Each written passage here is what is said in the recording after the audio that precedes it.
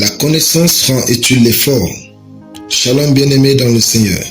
Notre méditation du jour s'intitule « La connaissance rend utile l'effort ». Nous tirons notre texte dans Jean 8, 32 qui nous dit ceci.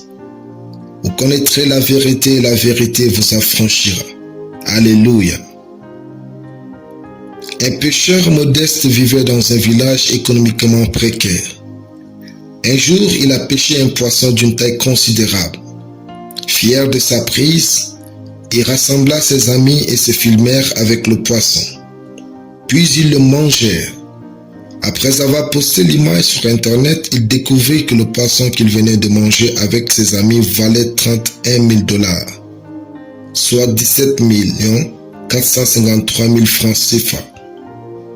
Ce pêcheur venait de dévorer avec ses amis une fortune qui aurait pu mettre toute sa famille à l'abri du besoin et de la pauvreté pour des générations. Tout cela à cause de son ignorance. Il avait certes fait des efforts pour pêcher, mais son ignorance le maintiendrait dans la précarité. Pensez-vous encore que la connaissance coûte cher? Sans connaissance, les efforts sont inutiles et stériles. C'est la connaissance qui donne de la valeur à nos efforts. Cet homme ne s'est pas libéré de la pauvreté non pas par manque d'efforts, mais par manque de connaissances. Le verset dit, « Vous connaîtrez la vérité et la vérité vous affranchira. » Dieu n'est pas responsable de votre niveau de connaissance. C'est à vous de chercher la vérité pour être libre. Le succès n'est pas le fruit du hasard. Soit vous cherchez la connaissance qui vous y mènera, soit vous laissez votre place à d'autres. La connaissance est une source de pouvoir. Elle élève, apporte la paix, l'autorité, la liberté et rend les efforts fructueux. La connaissance donne de la distinction et embellit l'existence. Si vous ne faites pas de l'ignorance votre ennemi prioritaire, vous pourrez exceller dans aucun domaine, car elle vous guette partout. Haïssez l'ignorance tous les jours de votre vie.